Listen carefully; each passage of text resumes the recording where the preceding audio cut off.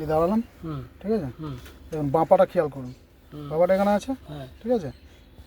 এই first gear, একবারে দেখুন দুটো পা একসাথে কাজ করবে। এই আমি ওই বাইটিং পয়েন্টটা, আচ্ছা বাইটিং পয়েন্টে দেখুন, এই বাইটিং পয়েন্টটা একবারে আসবো, বাইটিং পয়েন্ট আস্তে আস্তে আমার অ্যাক্সিলেটার পা চলে যাবে, অ্যাক্সিলেটার চাপাও হয়ে যাবে। দেখুন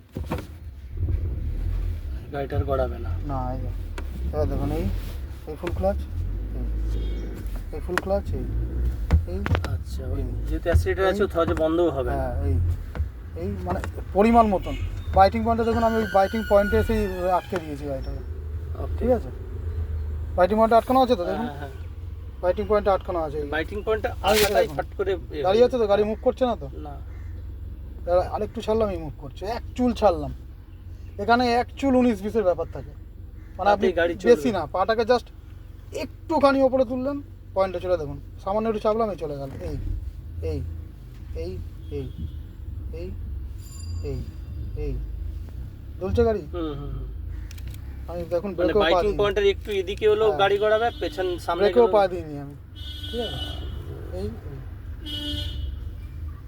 এই গাড়ি দাঁড়িয়ে আছে দেখুন, কোনো ব্রেক ব্যবহার করিনি তো, কোনো ব্রেক নেই, গাড়ি দাঁড়িয়ে আছে, ঠিক আছে। এইটাই যেন হয়। আরেকবার